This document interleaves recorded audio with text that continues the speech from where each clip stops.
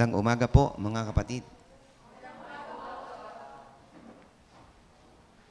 Naniniwala po ba kayo sa mga pangako ng Panginoon? Napakabuti ng Panginoon sapagkat sa kanyang salita, napakarami siyang pangako sa kanyang mga anak. Kaya sabihin mo sa katabi mo, naniniwala ka ba sa mga pangako ng Diyos na yan?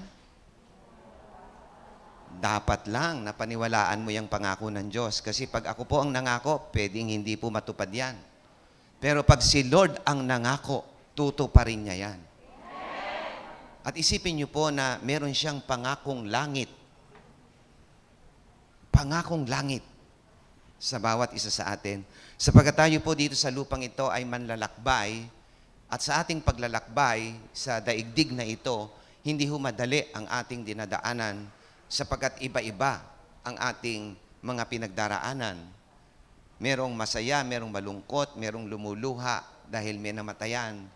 Kanina pong 3:00 ng umaga ay meron tayong kapatid na namatay. No, yun pong may-ari ng lupa ng parking lot na binigyan tayo ng pabor na i-transfer na ang title kahit hindi pa tayo bayad para makapagpagawa tayo ng building. Pinayagan niya tayo na mapailipat natin ang title at inilagay niya fully paid pero hindi pa tayo bayad para lang mailipat ang title. At ngayon nakapagpagawa tayo ng junior worship. Pero kanina pong madaling araw, kinuha na siya ng Panginoon. At nakita niya ngayon ang pangakong langit. Naando na siya sa langit na pangako ng Panginoon. Sabihin mo sa katabi mo, isa pa lang yon. Yun yung pinakamagandang pangako ng Diyos na ikaw na dating taga-impyerno ngayon ay taga-langit na. Parang walang dating sa inyo. Yung amin nyo, para kayo nasa tukwahan lang. No? Nararamdaman nyo ba yung ganda ng pangako ng Diyos na langit? Sino yung gustong pumunta sa langit? Ngayon. Nagbabaan na. Kaya ngayon, kaya bukas, kaya kailan man yan, dapat hindi ka bababa ng kamay. Langit yon. Ubod ng sarap na buhay doon. No, walang lahapis, walang lungkot, walang karamdaman, kahit wala kang pera, hindi katulad sa lupa. Pag ang katabi mo walang pera, tingnan mo mukha niyan. Hapis na hapis yan. Lungkot na lungkot yan. No, parang nawala na ng lahat ng bagay dahil wala lang pera. No? Sa langit po, heaven is a perfect place. And heaven is a happy place. Wow.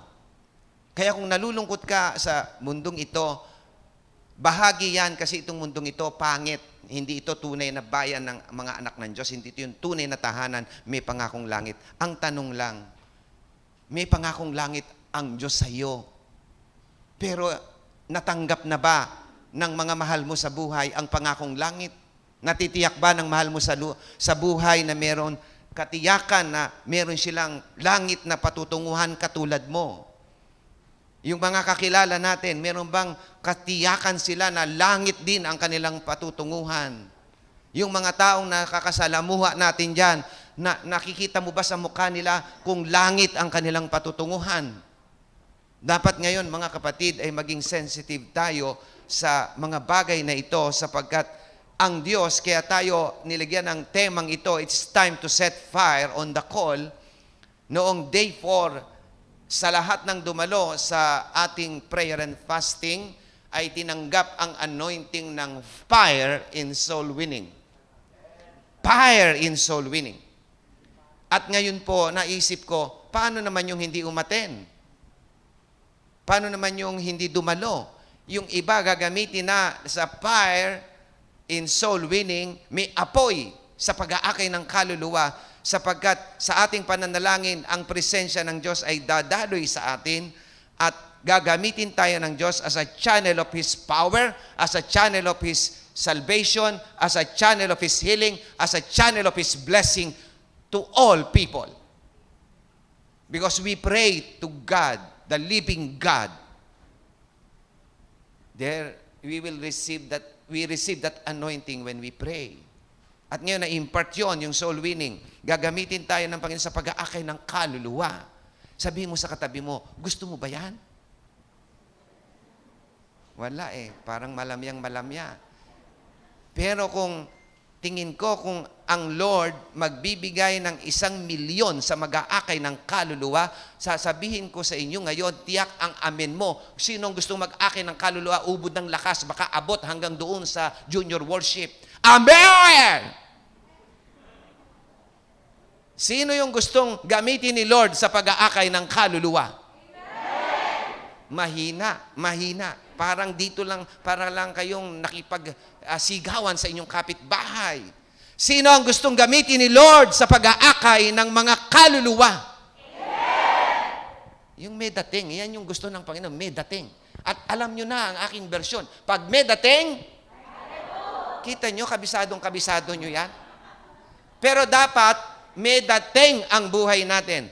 At magkakaroon ng dating yan, sasabihin ko sa inyo, sapagkat number 1, kung bakit namatay si Kristo Jesus sa krus ng Kalbaryo, nagtiis ng sakripisyo doon, nagtiis ng hirap, at ibinigay ang lahat, pati ang kanyang buhay, dahil sa kaluluwa. Sa kaluluwa mo at sa kaluluwa ko. Sana madama mo yun para sa kaluluwa ng iba. Kaya ang topic natin, it's time to set fire. No? On the call. Dapat maintindihan mo to. Mag-akay tayo ng kaluluwa. Dahil, katulad ng narinig nyo sa akin, wala ka dito kung walang nag-akay sa iyo. Wala ako dito. Wala kayong pastor kung walang nag-akay sa akin.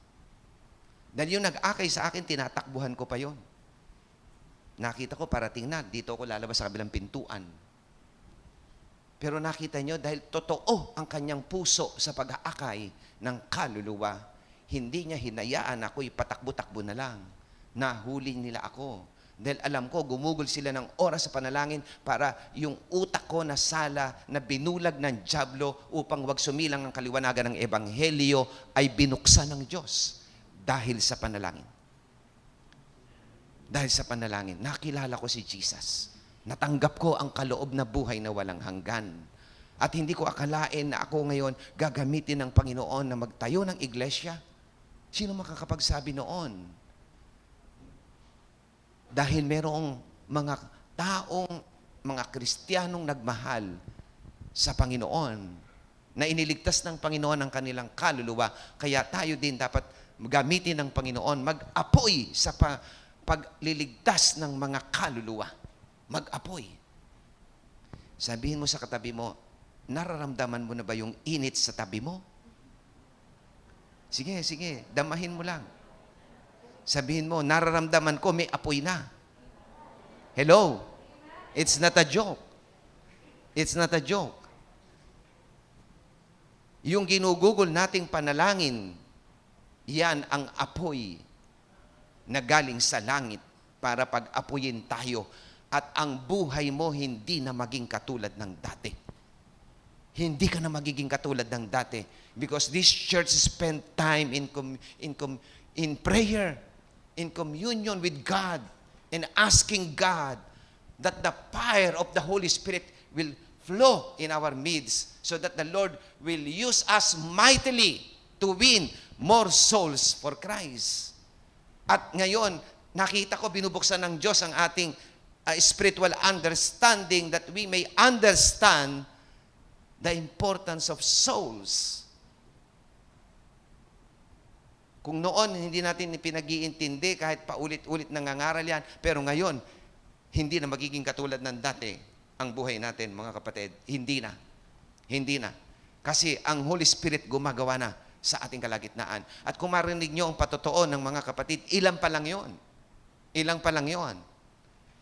Dahil yung unang topic pa lang sa prayer and fasting Monday, last Monday, noong Monday, Somebody touch heaven for me. Totoo sa akin yon. Somebody touch heaven for me. And I want my life na gamitin ng Lord na to touch somebody through me. Di ba napakasarap noon? Na isang araw sasabihin ng taong nadala mo dito sa iglesyang ito, sa kaharian ng Diyos, sasabihin, somebody touch heaven for me. Siya ang kapatid na nag-touch ng heaven para sa akin kasi naligtas ako. Ang sarap noon, mga kapatid. Napakasarap noon.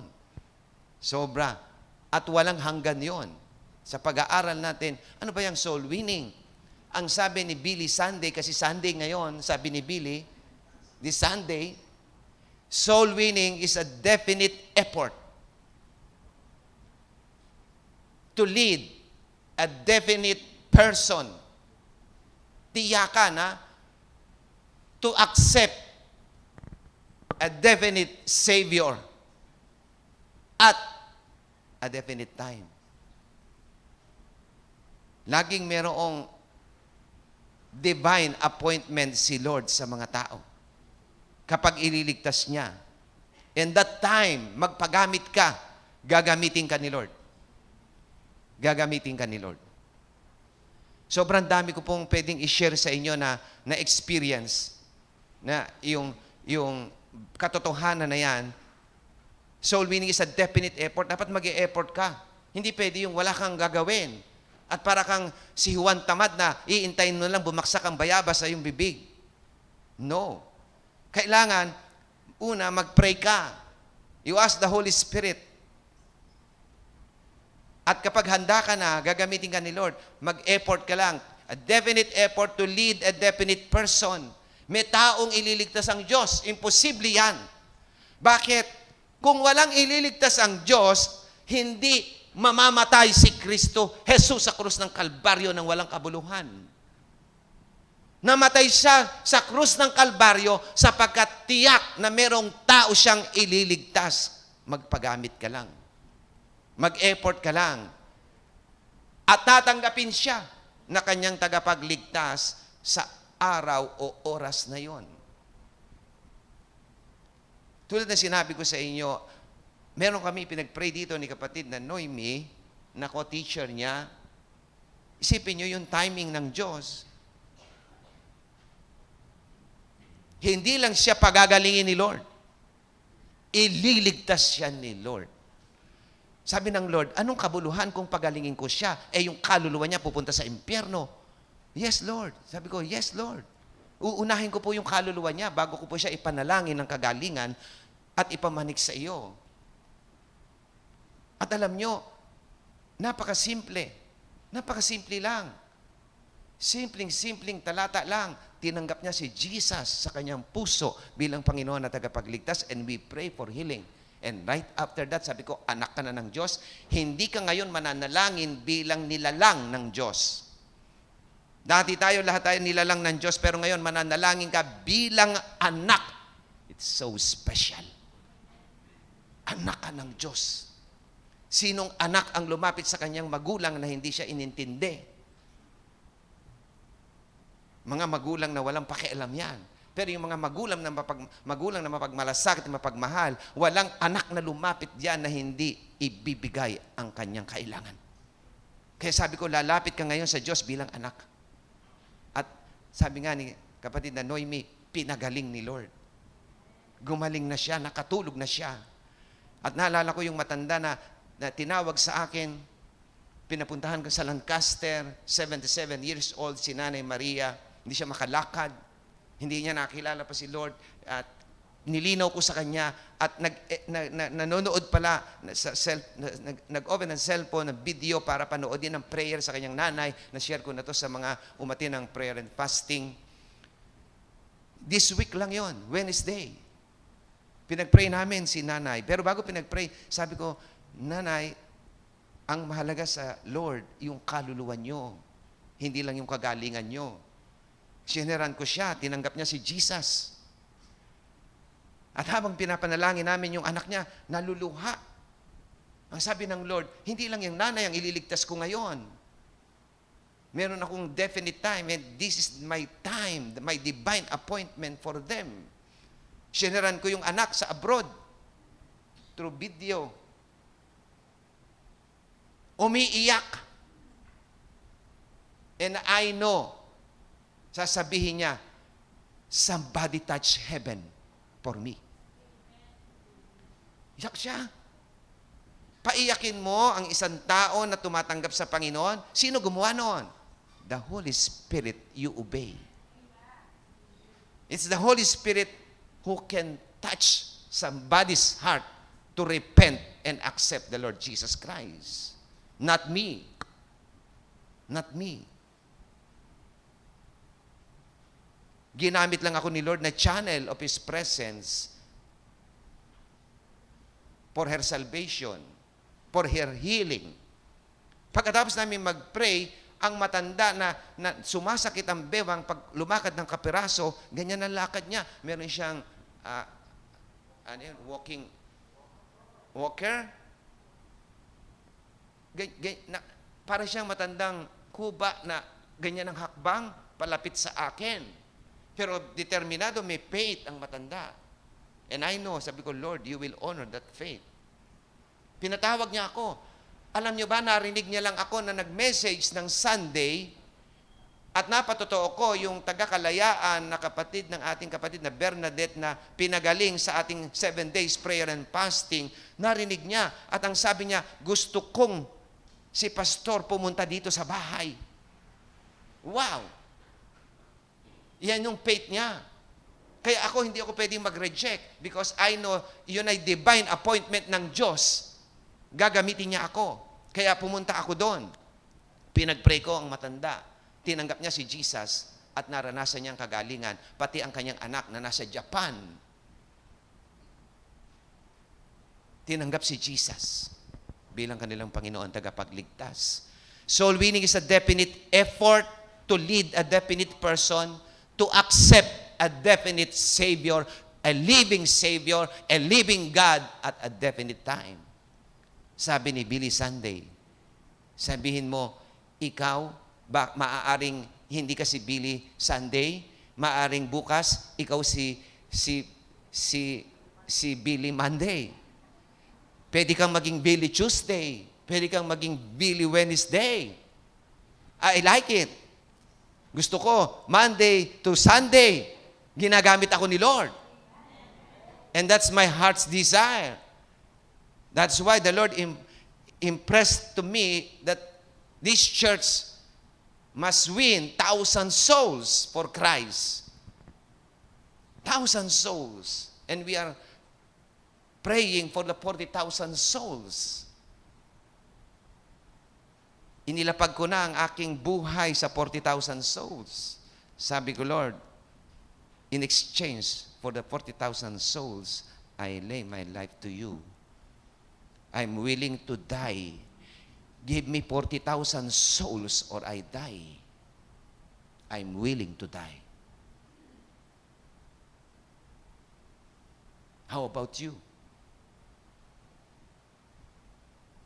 Are you willing to die for souls? The Lord Jesus Christ died on the cross because of souls. Not for anything else. But for souls. Sino ba yan si Billy Sunday? Ang sabi dyan sa ating PowerPoint, influential American evangelist during the first 2 decades of the 20th century. Evangelist. Ginagamit siya ng Panginoon. At meron siyang sinabi na nagustuhan ko. Ito, ang sabi niya, hell is the highest reward that the devil can offer you for being a servant of his. Can you imagine that? Before, because I was blind, sunod ako ng sunod sa jablong ito. At minsan, kahit Kristiyano na ako, kahit pastor na ako, nakakasunod pa rin ako. Because I disobey God.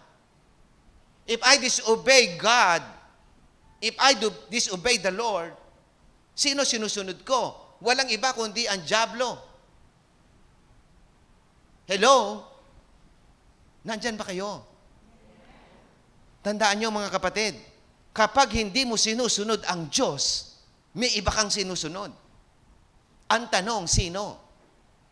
Dalawa lang naman ang susundin natin sa daigdig na ito. Ang Diyos na buhay na nasa langit, ang ating Panginoong Hesukristo, ang Banal na Espiritu, yung Trinity na isang Diyos, or si Satan. Kapag hindi ka nasunod sa Diyos, sigurado ko na siya ang sinusunod mo. And I'm not exempted.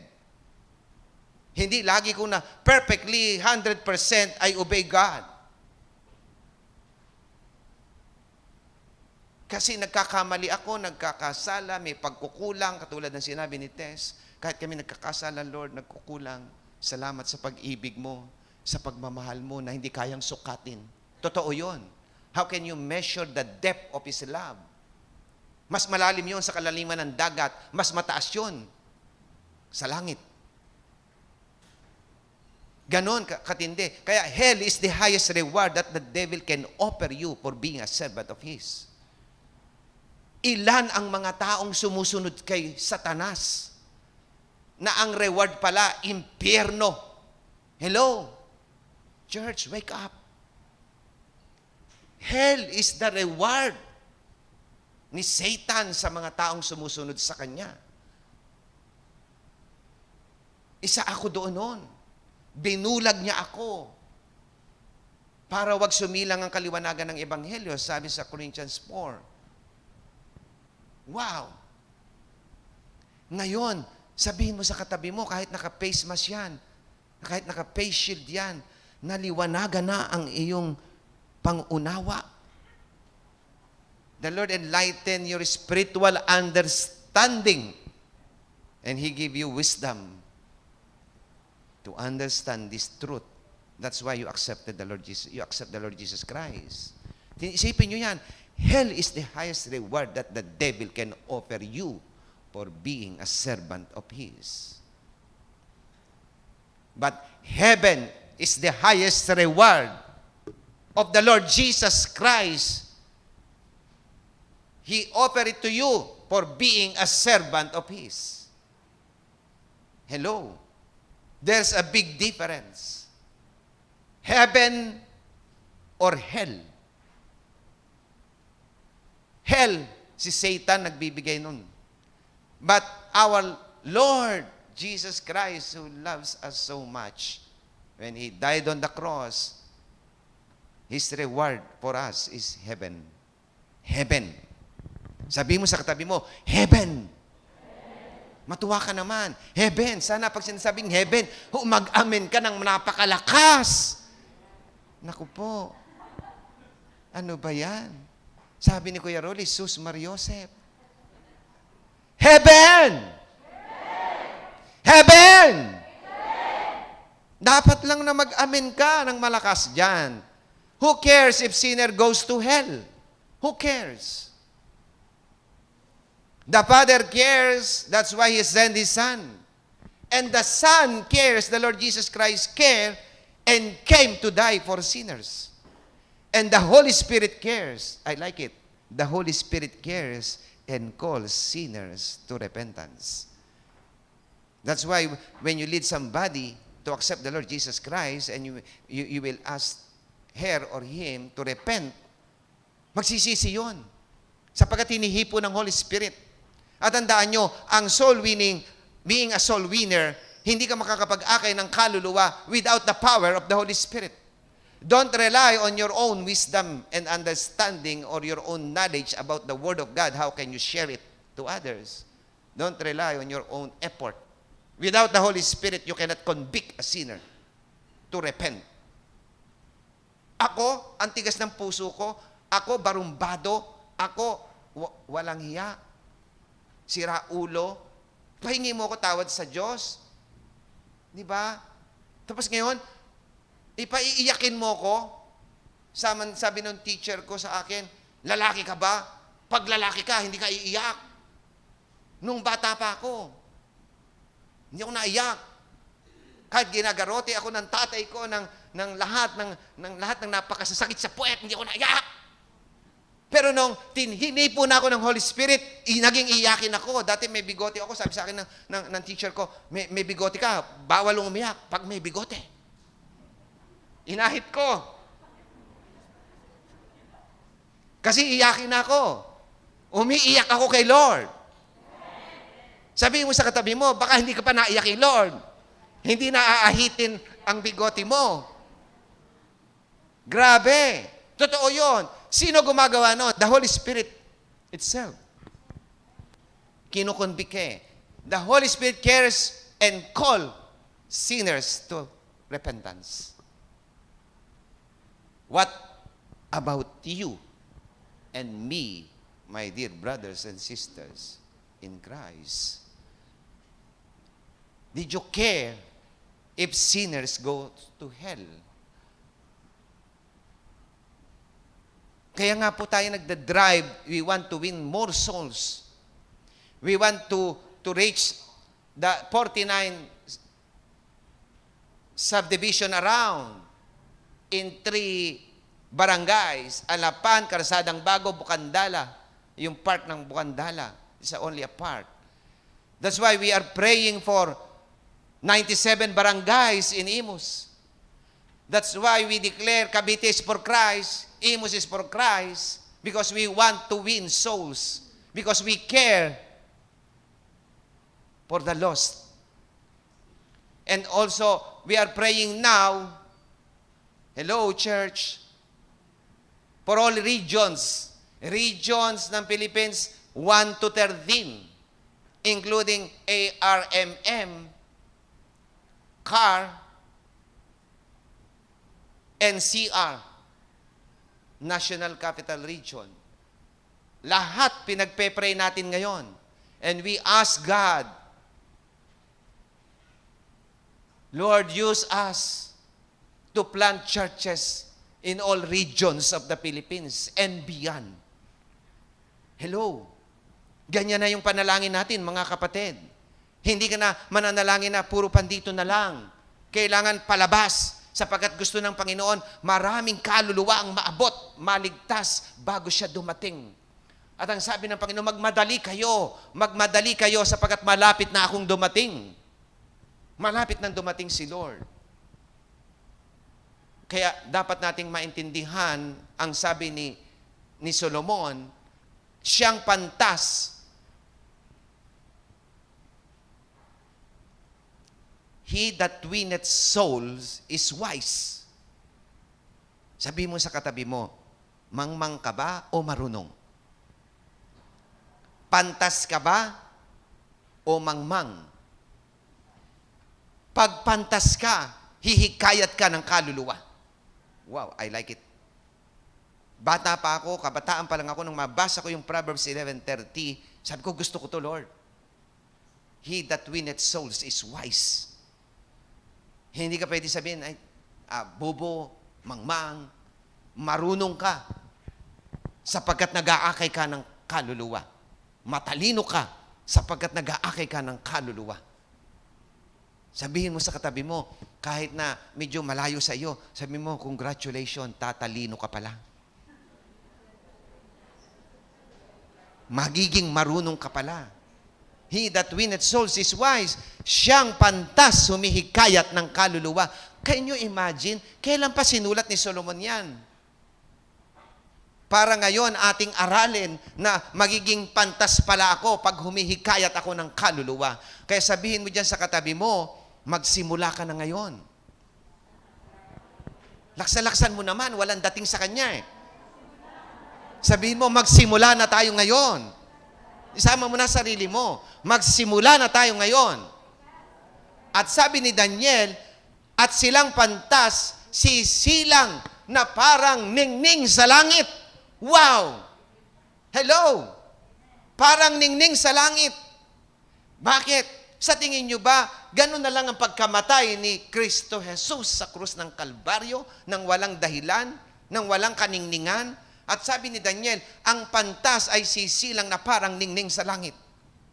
Kaya, ang sabi naman ni Solomon, ang pantas na humikayat, ang siyang pantas ay humikayat ng kaluluwa. Gusto ko yon. Few are called to be preachers. Bira nila tinatawag na maging preacher. But every born-again Christian is called to be a soul winner. Alam nyo, youth pa lang ako sa ating mother church sa ICBC. Yan na yung mentor ko, pati si pastor, ang pastor ko, nakita ko ang heart niya sa souls. Na-impart sa akin yon in my early days ng Christian life ko. At yung mentor ko na nagsasama sa akin sa bahay-bahay para mag-Bible study, mag-win ng souls, till one day, ang sabi, ikaw na mag-iisa. Ikaw na hahayong mag-isa. Pinaglid niya ako mag-isa. Tapos nagkaroon ako ng desire. Sabi ko, Lord, gusto ko mag-akay ng kaluluwa. Isa lang. Natuwa ako nung may tumanggap. Hindi ako nasiyahan. Sabi ko, Lord, gusto ko isang pamilya na. Wow, nakaakay na ako isang pamilya. So, pataas na ng pataas. No? Sabi ko, Lord, gusto ko, daan na ang naaakay ko. At nung kabataan ko, ang ginawa ko yung mga lalaki na kabataan ng church. Inipon ko yon. Nagbuo ako ng team. Pinamagatan kong The Soliners Rock. Uulitin ko uli para doon sa hindi nakakarinig nito. Ang ibig sabihin ng Soliners Rock, Soul Winners Revival Boys of Christ our King. Naku, dami nag-join ng mga kabataan. At sabi ko, para maging unique naman yung aming team, ay hindi lang kami mag-aakay ng kaluluwa.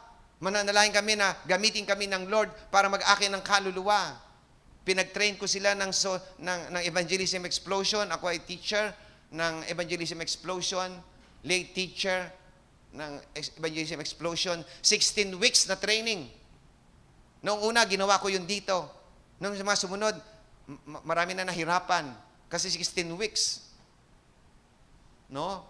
Pinadali na lang, 3 minutes gospel presentation. Yung iba, 3 minutes na, tinamad pa. Samantala noon, 16 weeks, dumaaten kasi may puso sa kaluluwa.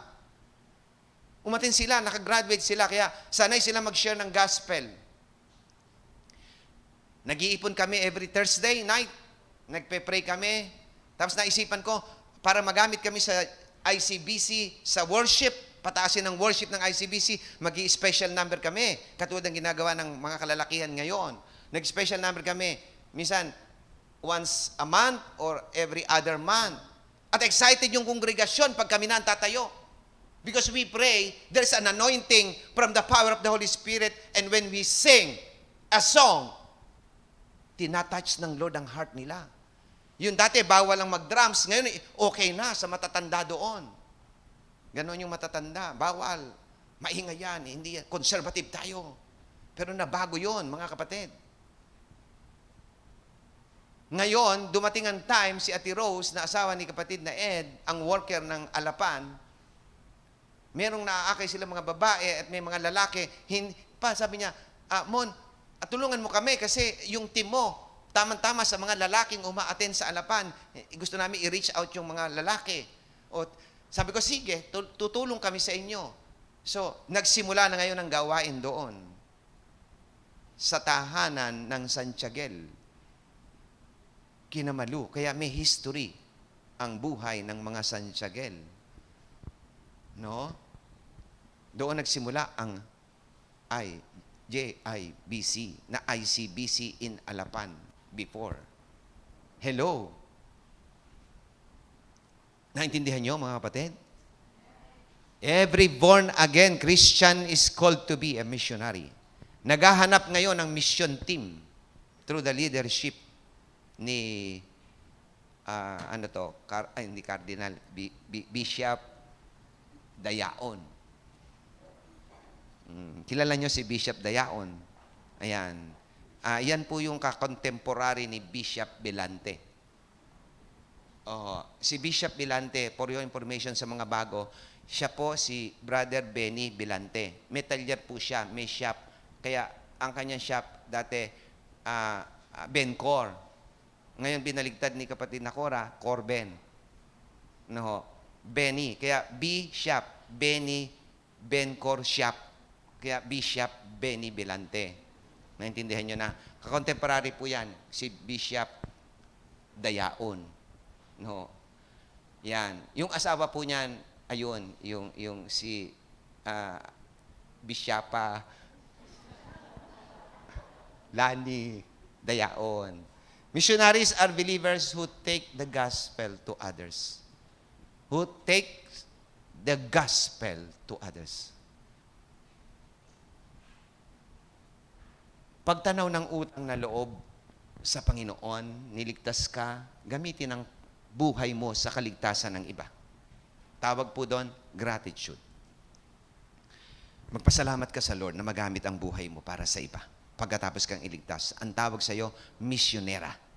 Misyonero. Sumusunod sa Great Commission. Yung iba ayaw misyonera, ayaw magmisyonero, kasi sa kanila ang Great Commission, Great Consumption. And I cancel na ganyan ang mentality ng GIBC. Ang Great Commission is a Great Commission, hindi Great Consumption. Great joy yan. No, mamaya maintindihan nyo sa message. Maraming Kristiyano ay abala sa maraming bagay para sa kanilang buhay, kaya nawala ng panahon sa pag-aakayon ng mga kaluluwa. Yung P, nagkamali ako ng spelling kasi naantok ako. Kasi busy po ako. Kahapon ay siningit ko lang kasi Monday to Saturday, ang dami kong load sa umaga hapon. So hirap akong maghanda ng message. Hindi ko natapos ang message, kaya nireview ko kagabi, inayos ko, nirevise. Dumating po ako ng 8 kasi ang aking mother-in-law ay nagpa-pray. I need to go there. Kaya umuwi ako gabi na. Ayan, nantok, pati spelling mali. Pag-aakay ng mga kaluluwa sa kaharian. Marami pong Kristiyano, sana nawa hindi ka kasama dyan. Abalang-abala ka sa maraming bagay para sa iyong buhay. Kaya ka nawala na ng panahon sa pag-aakay ng mga kaluluwa sa kaharian.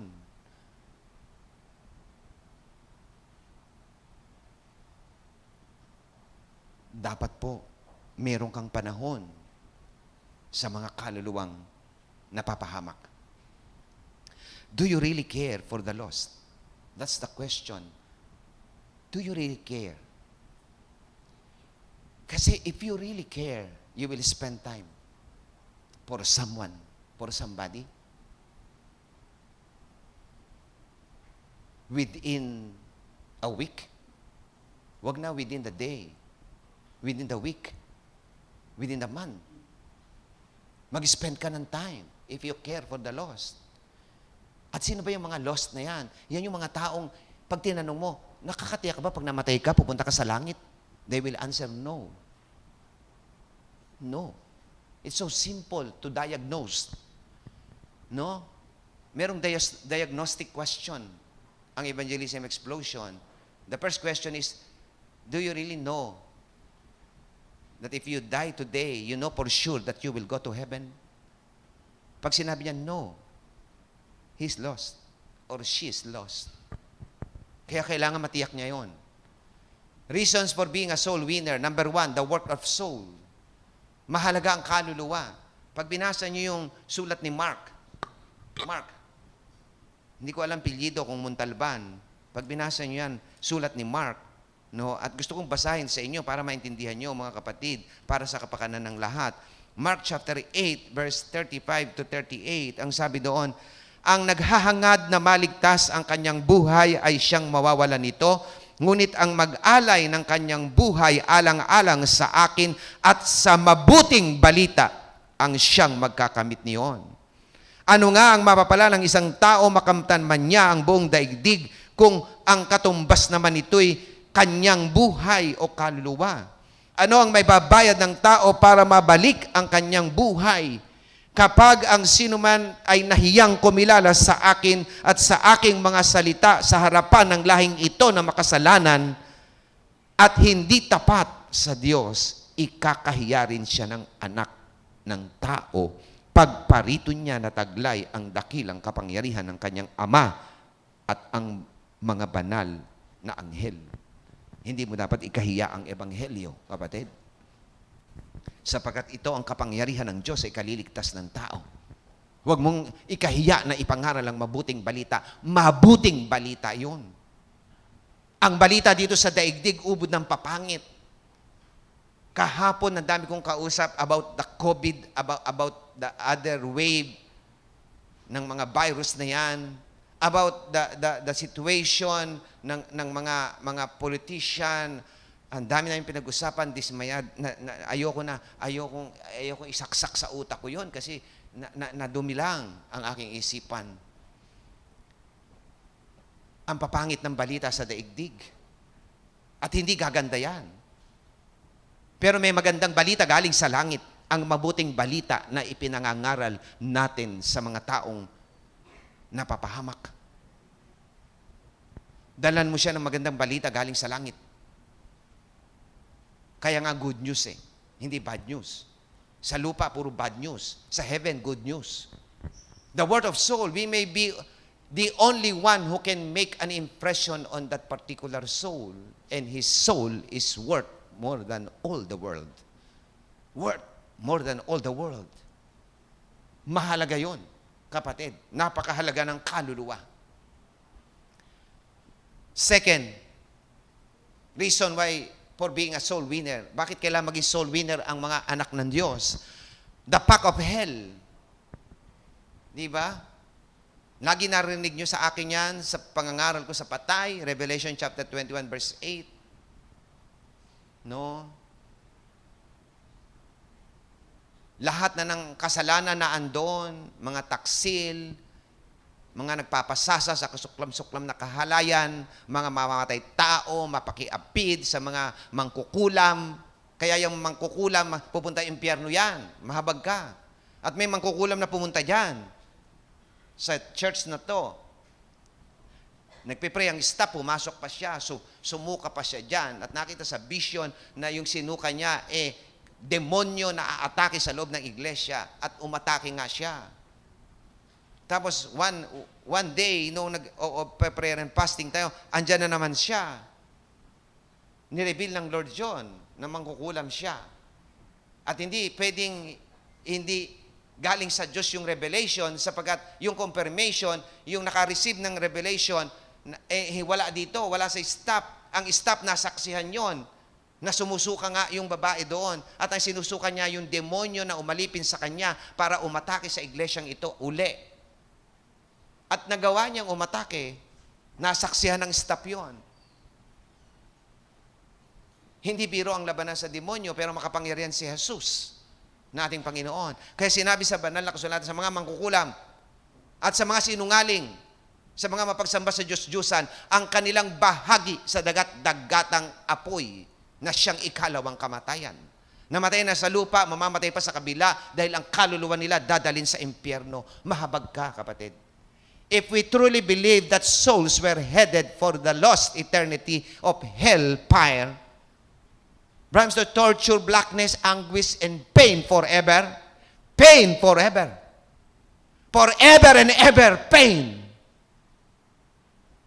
We should surely do all in our power to persuade men to turn from sin to Jesus Christ. Magkakaroon ka ng puso, magsisi kayo. Talikuran yung mga kasalanan na yan dahil hindi nalulugod ang Diyos. Magbalik loob kayo sa Diyos para kayo maligtas. Third reason for being a soul winner, the suffering of Christ on the cross for each sinner. Ang sabi diyan sa Romans 5:8, pinagtagubilin ng Diyos ang kanyang pag-ibig sa atin na nang tayo'y makasalanan pa, si Kristo'y namatay para sa atin. The suffering of Christ on the cross. Kapag sinearch nyo kung anong koronang tinik at kung gaano katindi yung tinik na yon, noon po kami nasa Zambales, mayroong panghuli si Pastor Chris ng paniki. Paniki. Nakakita na kayo ng paniki? O aswang nakita nyo? No? Paniki. Nanghuli siya paniki. Meron siyang tinik na baging na may tinik, nahipo ko, natusok ako, ang sakit. Napakalit na tinik.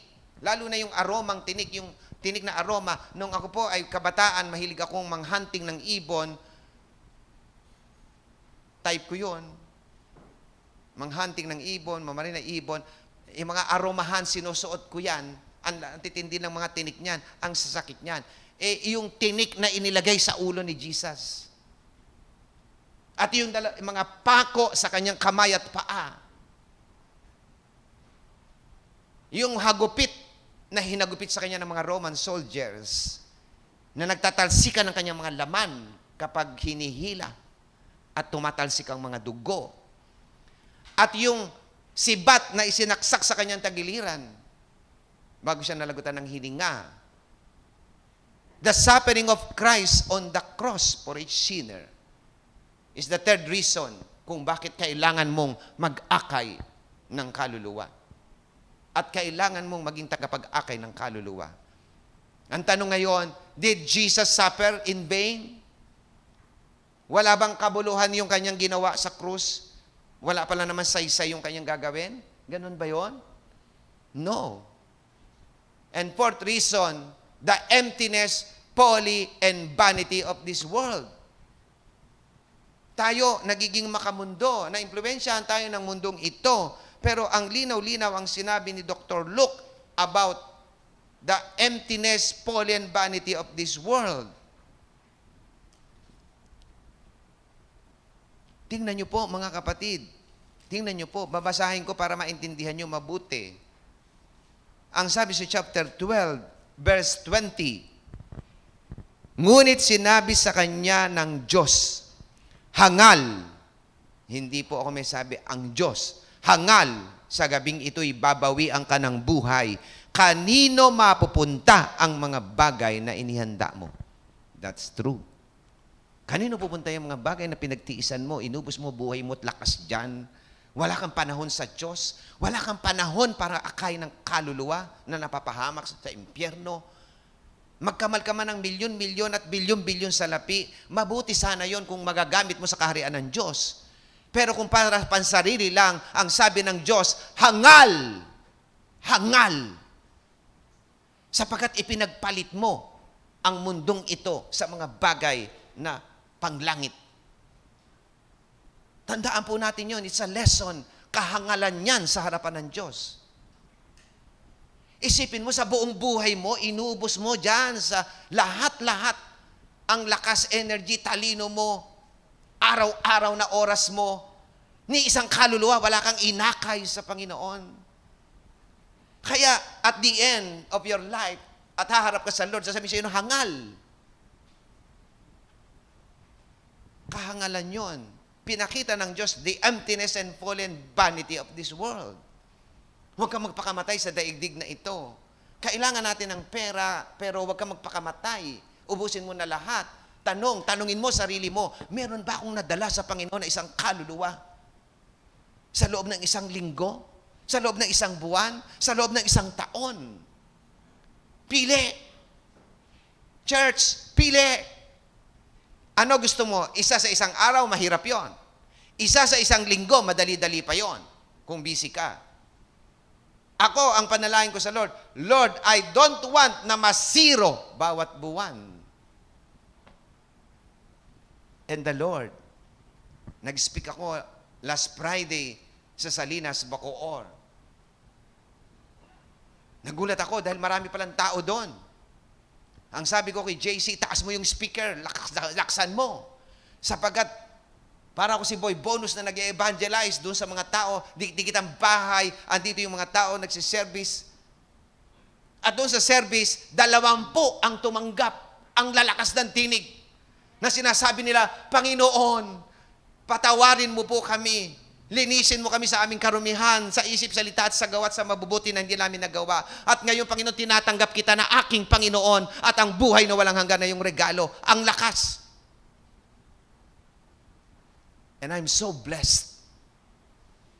Even though ako'y pagod, puyat, uuwi ako ng alas 10, alas 11 ng gabi at magre-review pa ng dapat handang mensahe katulad nito. But I'm happy. Dahil meron 20 kaluluwa na ang lakas-lakas nagsalita at tinatanggap si Jesus na Panginoon na tagapagligtas.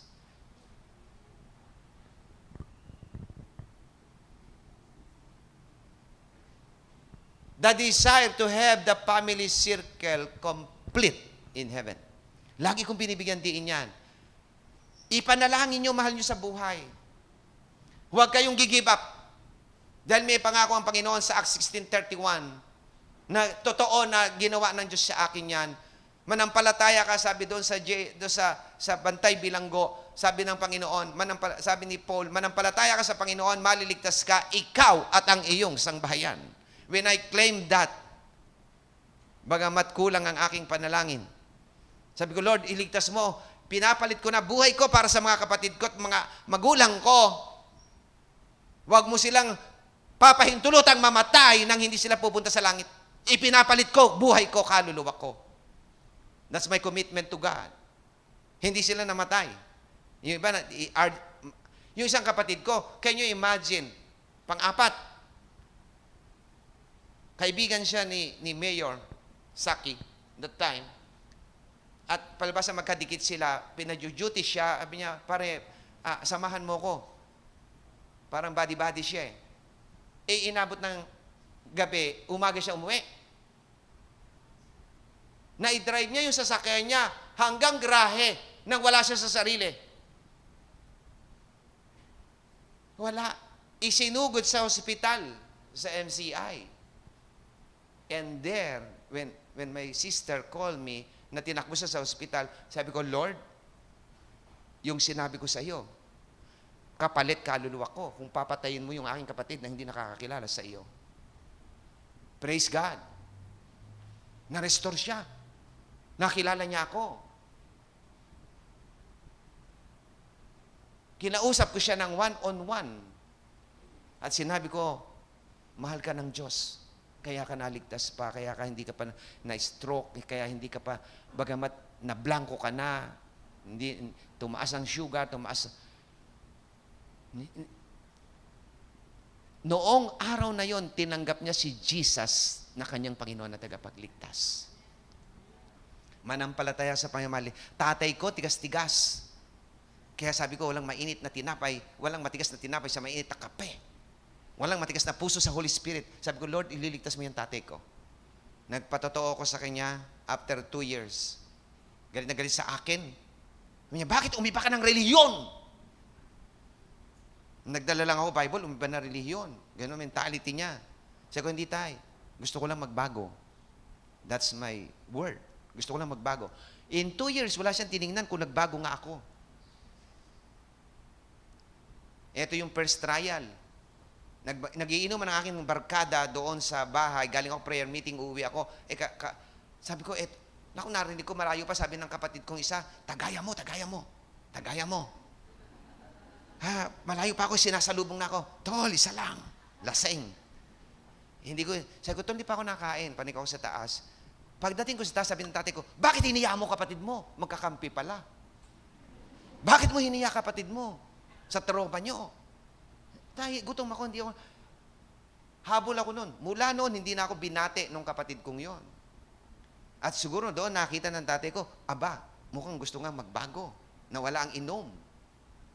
Kuya Rodel, nawala ang inom. Dati, parang ang sarap-sarap ng alak, no?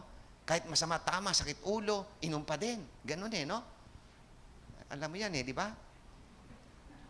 Kuya, sino pa ba dito ang nakakaalam yan? Tinatanong ko lang yung may karanasan na alam yan. Kasi, totoo yan Isipin mo, ang sama na ng tama, sakit ng ulo mo, inom ka pa uli. Diba? Ang laki diferensya. Nakita ko, ba't hindi ka natigil dyan? Wala namang mabuti. Susuka ka, gapang ka, uuwi. No? Tapos inom pa uli kinabukasan. Nabago. Siniran ko, tatay ko, tinanggap si Jesus. Naligtas sila. Kaya ang panalangin ko, hindi sapat na maligtas, sumunod sa Diyos. Kaya pag nag-pray kayo, ulitin ko iligtas ni Lord, sumunod sa Diyos. Huwag kayong mananalangin na iligtas lang ni Lord, sumunod sa Diyos, lalo na inyong mahal sa buhay. Mas magandang makita sila na napunta sa church, naglilingkod, nasunod sa Panginoon. Para kumpleto yung panalangin mo, hindi yung incomplete. Lord, iligtas mo po sila. Kahit kapalit pa buhay ko. Akala mo, kontento ka na doon. Tapos, kung naligtas nga, tinanggap nga si Jesus, hindi naman nasunod. Malungkot ka rin. Malungkot ka rin. Di ba? Masaya yung naligtas, sumusunod kay Lord. Wouldn't it be sad to know that one relative was missing because we were lazy or careless? Sipin mo, kasama sa kainan, kasama sa bahay, pagdating ng araw, dahil sa iyong kapabayaan, hindi siya napunta sa langit. Napakasakit nun. Makakanta mo yung kanta nung araw, nung panahon ni na Kuya Eddie. No? Napakasakit, Kuya Eddie. Tindi ng pain nun. Matindi pain nun. Nakikita mo, forever and ever, nandun sila sa everlasting fire.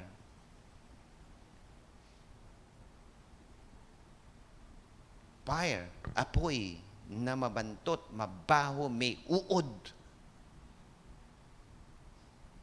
Number 6, the glories of heaven drive the soul winner on to have others share this. No? The glories of heaven, ang sabi ni Paul sa mga taga-Romans 8, mga kapatid, 8:18. Ang sabi doon, sa ganang akin ang mga pagtitiis sa kasalukuyan ay hindi maihambing sa iyahayag na kaluwalhatiang sa atin. The glories of heaven. Grabe. Yun daw pagtitiis mo dito, hirap mo dito, wala yan, alikabok sa kaluwalhatian ng langit. Yan, nagre-reklamo ka na, ang hirap-hirap, lagi na lang ako inutusan ni pastor, lagi na ito pinapagawa sa akin, hirap-hirap. Kapatid, lagi na inutusan ni nanay, hirap-hirap, inutusan tatay, hirap-hirap, ako na lang na ako. Grabe, nagre-reklamo ka na dyan. Hindi mo ba alam, pagdating mo sa langit, yung kaluwalhatian ng langit, lahat ng mga pinaggagawa mo dito, kay ano bang pagtitiis yung ginawa mo, paglilingkod mo, alikabok sa kaluwalhatian ng langit. The glories of heaven drive the soul winner on to have others share this. 7, the personal reward that are offered to faithful soul winner. Faithful soul winner. If you win souls faithfully, if it is daily, weekly, monthly, yearly, you are faithful, there is a crown of rejoicing. Putong ng kagalakan. Second point, mga kapatid, God's way in soul winning. Sabi sa Psalms 126 verse 5 and 6, sila na nagsisipaghasik na may luha. Tingnan niyo po to. Mag-aani na may kagalakan. Siyang lumalabas at umiiyak na nagdadala ng binhing itatanim. Siya'y di sasalang babalik na may kagalakan na dala ang kanyang mga tangkas. Wow. Parang palibasa ako na naging anak ng magsasaka at may bukid kami. Alam na alam ko yan, talata na yan. At nung mabasa ko yan, na-bless ako na ito palang pagbubukid namin ay para din sa pag-aakay ng kaluluwa. Ang sabi sila na naghasik ng may luha. Ano inihasik? Salita ng Diyos. May luha, mag-aani na may kagalakan. Sapagat yung mga magbubukid na nagtanim, na hirap at talaga namang gumagapang sa hirap, pagdating ng anihan, masaya dahil may naaani. Kaya sabi, siyang lumalabas at umiiyak na nagdadala ng binhing itatanim, siya'y di sasalang babalik na may kagalakan, dala ang kanyang mga tangkas, dala ang kanyang mga inani. I like it.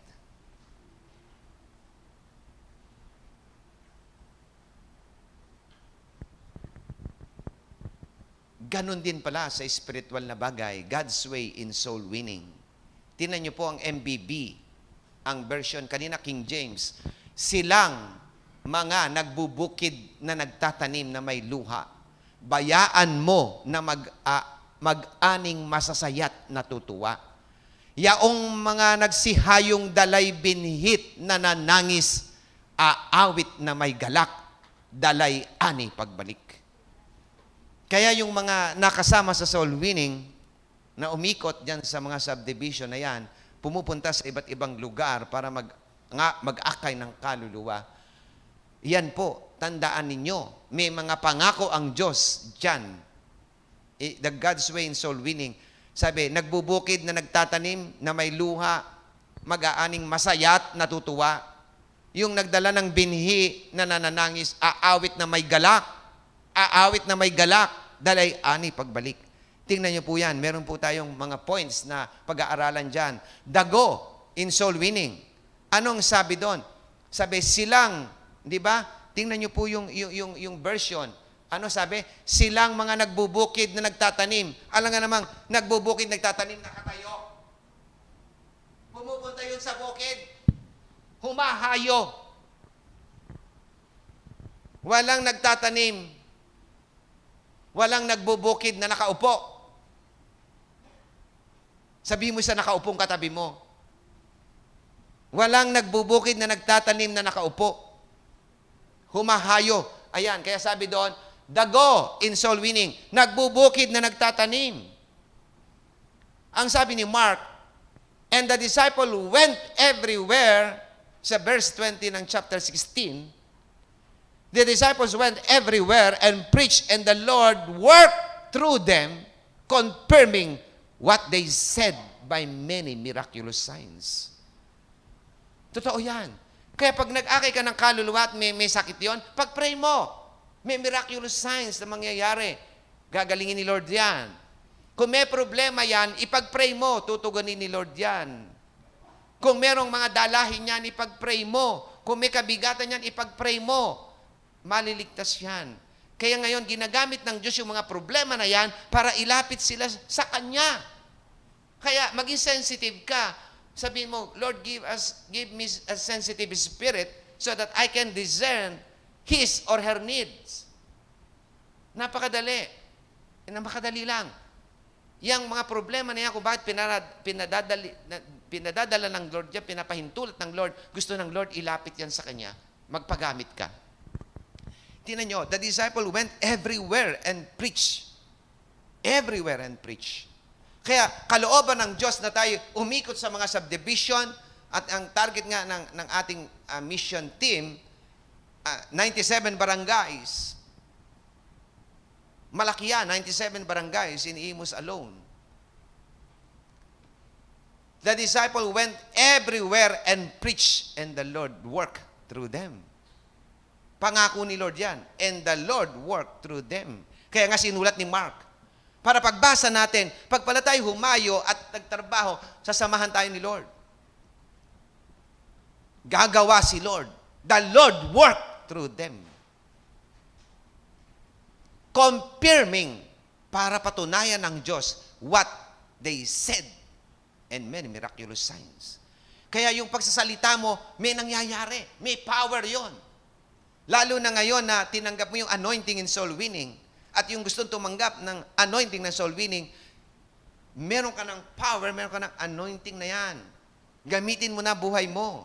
Pakikinig mo pa lang, hindi mo ba alam, kung nagkakaroon ka na ng burden, dumadaloy na ang anointing papunta sa iyo at gagamitin ka ni Lord para sa mga kaluluwang napapahamak. Hello.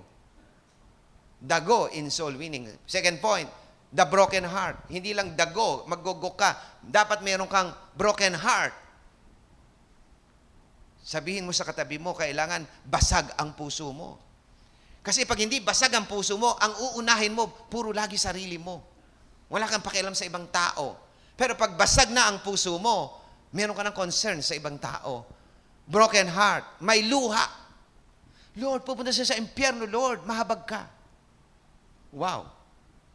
That's the heartbeat of God. Lost souls, maligtas. That's why, sabi, for God so loved the world that He gave His only begotten Son. He sent His Son, the Lord Jesus Christ. Ang sabi ni Paul wept for souls. Basahin niyo yung Acts 20:19 and 31. Umiiyak siya sa mga kaluluwa. Wow. Tinanong ko, kapatid, ba't ka naiyak? Pastor, kaaway kami ng mister ko. Buti pa yung mister mo, pinaiyak ka. Samantala si Lord, hindi ka mapaiyak-iyak sa pag-aakin ng kaluluwa. Musta? Ano sis nangyari? Naku, pastor, yung anak ko, pastor. umiyak ka dyan sa anak mo. Ligtas na yan. Eh, yung kaluluwang pupunta sa impyerno, hindi mo iniiyakan.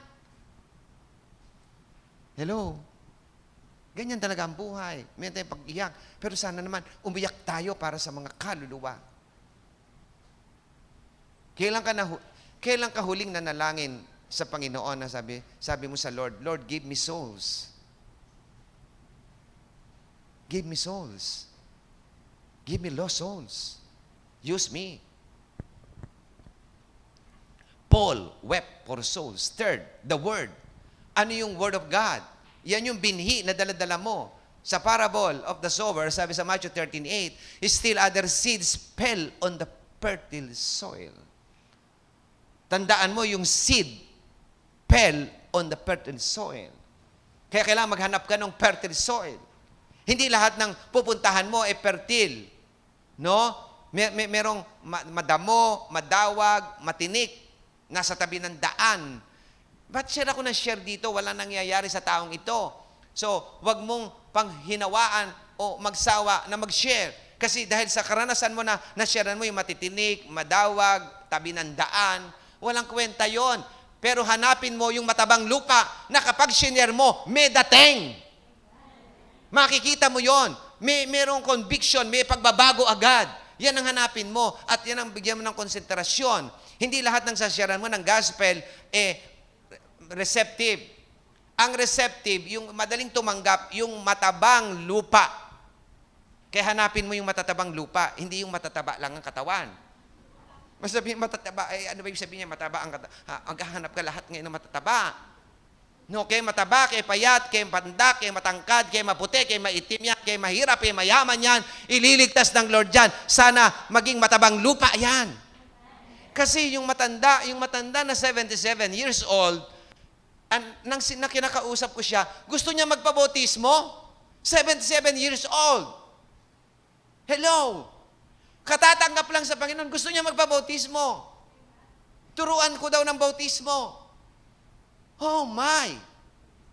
Nakakatuwa. Ang taba ng lupa. Sabi niya, Pastor, pag nakalakad na ako, pupunta ako sa church nyo. Ang tabang lupa. Yan ang hanapin mo. At bibigyan ka ni Lord ng mga matatabang lupa. Sabi ng mga anak ni Diyos, Amen. Walang kagalak ba? Hello? Sino gusto mag-ani at magtanim sa matabang lupa? Ganyan ang mga sagot. Huwag na yung sagot na patay-patay. Dapat sagot na talagang maapoy. Because it's time to set fire on the coal. Nako, amen. Bagay, naintindihan ko kayo, may mas nga pala kayo. Hubadin nyo. Amen! Isuot nyo uli. Kasi baka makita kayo ni Sin, mapapagalitan tayo. Amen! Oh, Jesus exhorts us in the parable of the sower and the seed to use good seed. The Word of God. Huwag kang kung ano na share mo. Sabihin mo, Hoy, mag-join ka sa akin, Vita Plus. Vita Plus.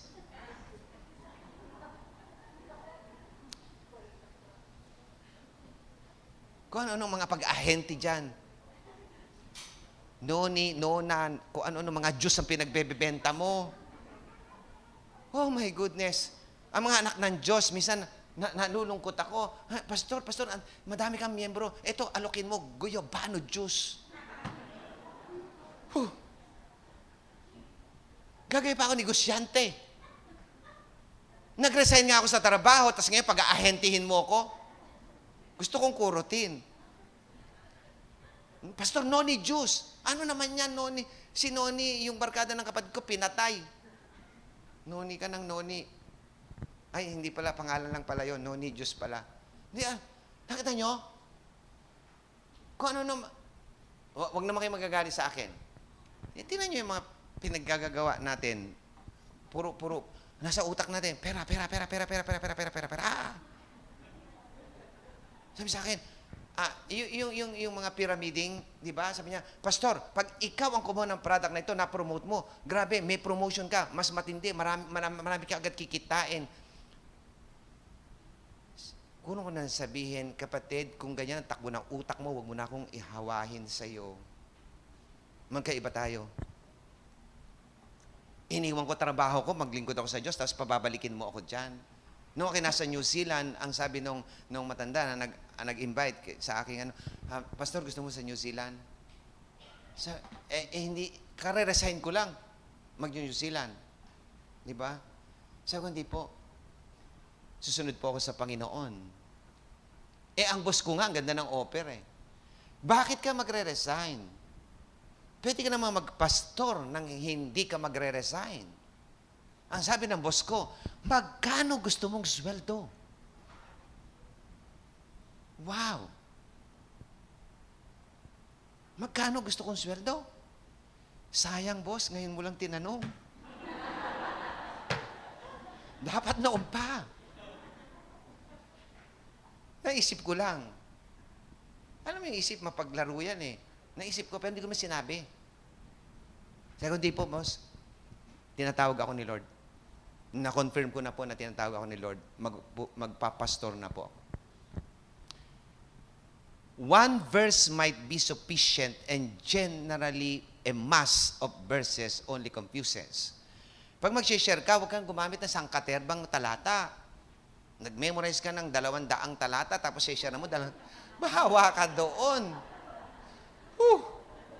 Meron ako noong panahon namin, meron akong katandem na nag-share. Grabe, binugbog niya sa talata, dami-dami. Nalito yung aming kausap. Nalito. Ako kasi simple lang eh. Gusto ko simple lang. At nakita niyo, pati sa message, gusto ko simple na naintindihan. Kasi sa ubutan, dami, hindi naman naintindihan. Ang lalim, hindi naman naintindihan. Simple lang. No? John 3:16, sinare ko doon sa isang sineran ko. Alam mo, sapagkat gayon na lang ang pagsinta ng Diyos sa iyo, ibinigay niya si Kristo para sa iyo, para kung manampalataya sa Kanya, magkaroon ka ng buhay na walang hanggan. Gusto mo bang magkaroon ng buhay na walang hanggan? Opo.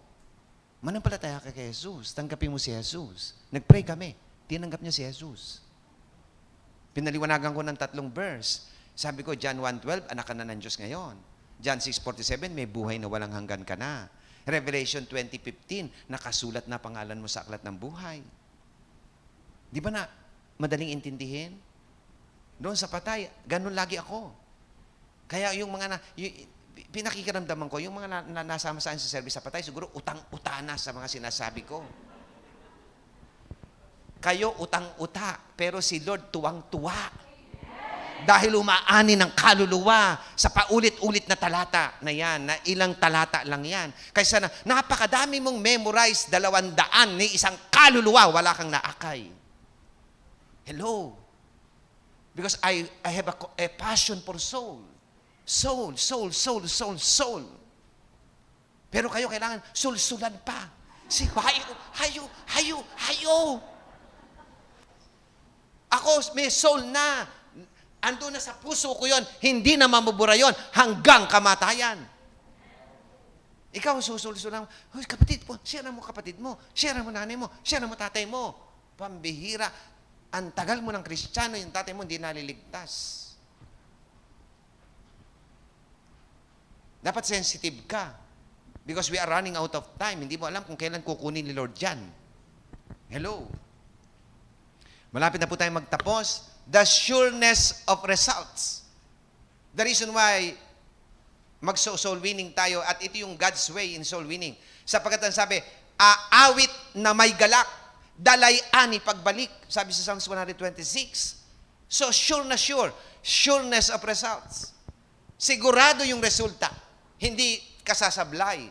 You will not even win everyone that you talk to, but you will win some. Sa lahat ng kinausap mo, huwag mong asahan na lahat yun tatanggap. Meron tatanggap doon. Meron kang maaakay sa Panginoon. Kaya nga, mga kapatid, dapat na panahon na, mag-umising na tayo. No? Ang sabi sa Luke 15:10, the Bible speaks of rejoicing over one sinner that repents. Ano yung number 5? The soul winner's joy. Walang nag-akay na hindi natuwa. Isipin mo, ang dami mo na aking nakaluluwa, tapos nakasimangot ka, hindi pwedeng mangyari yon. Dahil yung mukha mo ay aayon sa puso mo na inilagay ng Diyos sa puso mo ang mag-akay ng kaluluwa. Meron kang kaligayahan, dalay ani pagbalik, masasayat, natutuwa.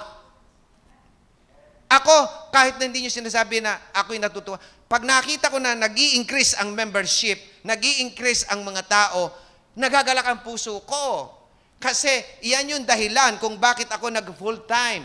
Dahil sabi ng Panginoon sa akin, tinan mo yung kumpanya na hinahawakan mo, ginugol mo lakas mo, ginugol mo talino mo, at nag-extra time ka pa dyan. Kahit minsan linggo na, obligado ka ng boss mo, minsan i-check, pupunta ka pa dyan. Pinayaman mo yung, tinulungan mo para yumaman yung kumpanya nyo, dumami mga tao nyo, kasi na-reach namin yung 500 employees, na-reach namin yung 50 million gross income a year. Nung sabi ng Lord, tingnan mo yung church ko, ilan na membro? 30? Ilan na offering? 10,000? 5,000? Oh, sobrang lungkot ko. Kaya nagtatrabaho ko, lumulungkot na ako. Kasi for 7 years, I ignore that. For 7 years, I ignore that. Hindi ko yan iniintindi. Pero one night, 1999, February, one night, dinil na ako ng Lord. Yan ang sinabi ng Lord. So I cry. I surrender my life. Ibibigay ko buhay ko, Lord. And I want to win more souls para sa kaharian mo. Huwag ka masiyahan na ito lang ang miyembro natin. Iyan lang ang madadalhin nyo sa langit. 50? 100? Oh. Kaya, dapat maintindihan natin, masasayat, natutuwa, merong joy. Joy. Joy. Joy.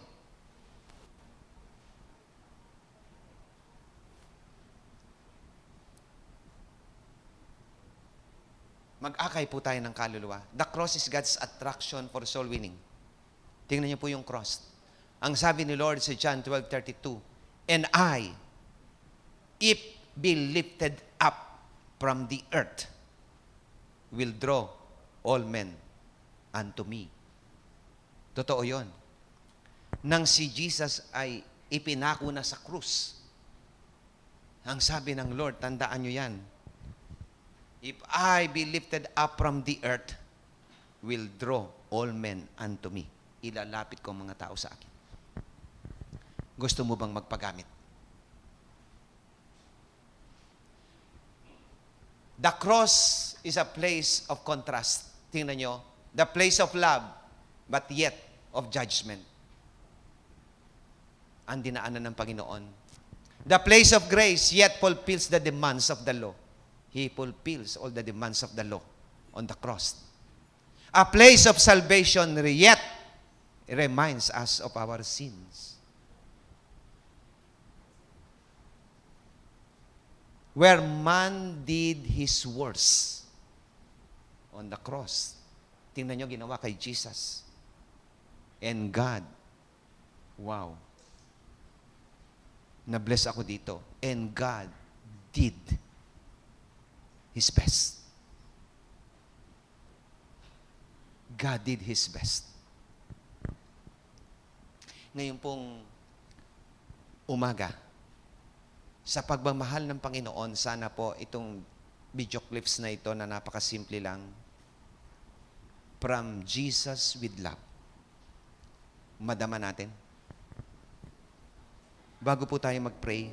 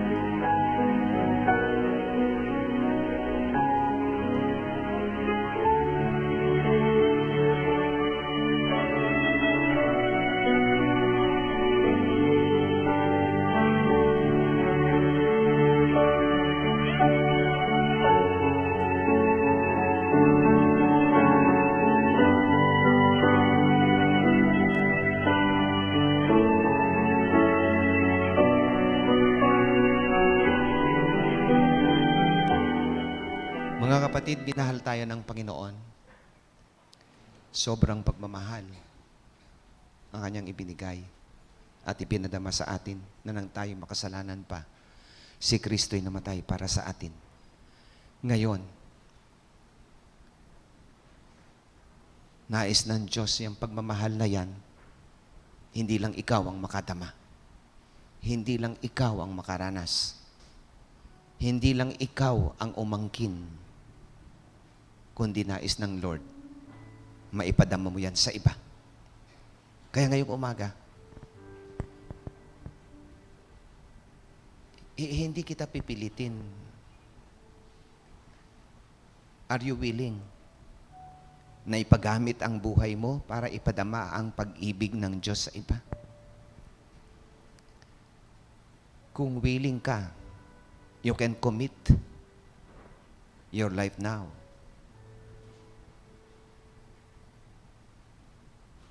Italaga mo ang buhay mo at sabihin mo sa Lord, Lord, ngayong umaga, itatalaga ko ang buhay ko sa iyo at ipagagamit ko para magpadama ng pag-ibig sa iba, sa aking mga mahal sa buhay, sa aking mga kaibigan, sa mga taong aking nakikilala. Gamitin mo ko, Panginoon. At kung yan ang desire ng iyong puso, kausapin mo si Lord, kapatid.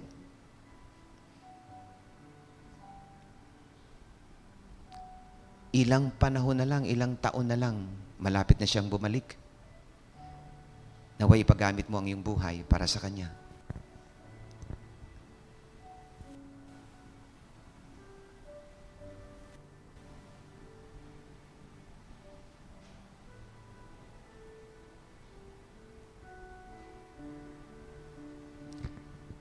Naririnig nyo, Panginoon, ang dalangin ng iyong mga anak. At nakikita nyo kung sino ang nagtatalaga ng kanilang buhay para sa iyo. Ikaw lang ang nakakaalam nun. But I pray, dear God, as your servant, I pray, give them grace na magawa nila. Anoint them with a passion for souls, with the anointing in soul winning. Anoint them, dear God.